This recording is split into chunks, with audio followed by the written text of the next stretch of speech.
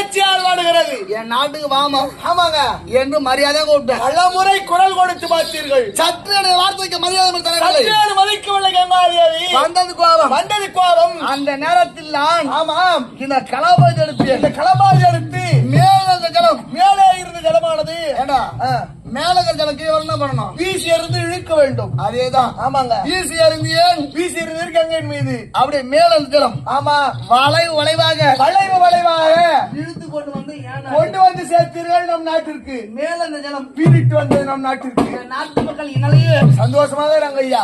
எடுத்து மாதிரி கலப்பாயுதம். ஆமாங்க நீ பாத்தியா இல்லையா? நீங்க மொத்த பேரே எடுத்து உழுவுறாங்க.